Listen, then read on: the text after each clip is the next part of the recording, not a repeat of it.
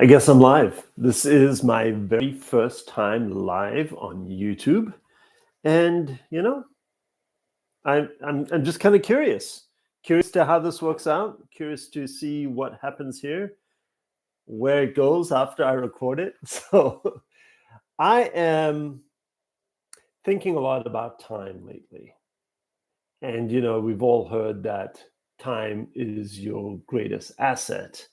What does an asset really mean? For me, I think of an asset as something valuable, something that you own.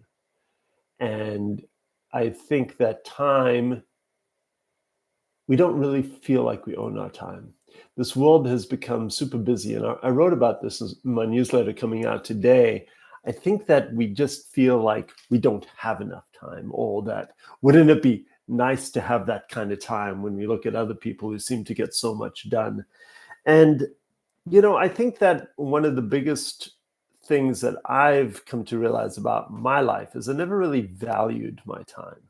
I never really was aware of what I was doing with my time, and it just seemed to kind of evaporate. At the end of the day, I'd say, well, there's another day, and what did I accomplish, And so I've been intrigued by all these productivity hacks, these people are coming up with this way of time management and that way of time management.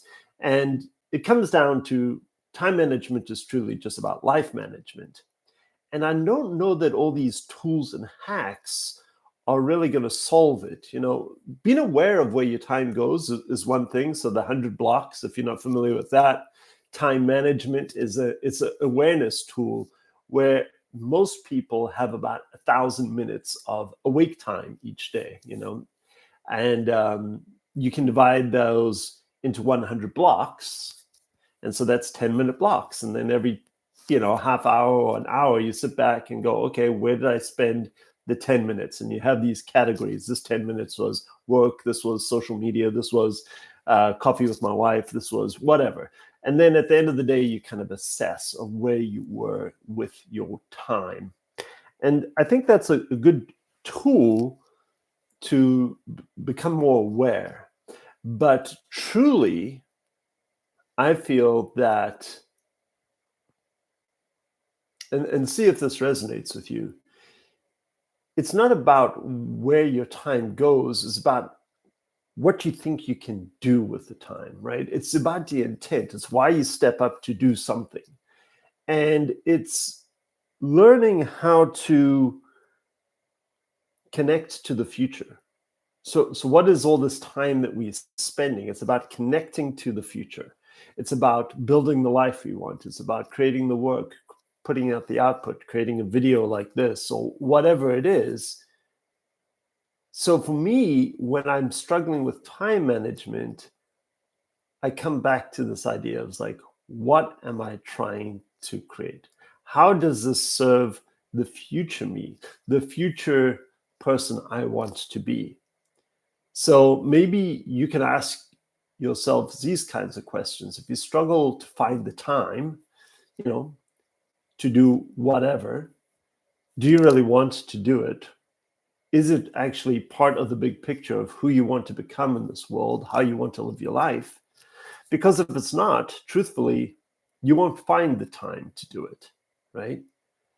And if you're trying to, square a peg in a round hole kind of idea, force it, you're more than likely going to end up checking out and doing other things. And then your time just kind of disappears. So my question now to myself is when I sit down at my computer, and I have to do this time and time again because I trained myself over the years to be kind of loosey-goosey with my time and end up all over the place. So it's a bad habit that I have, that I'm not very productive when I sit down at a computer.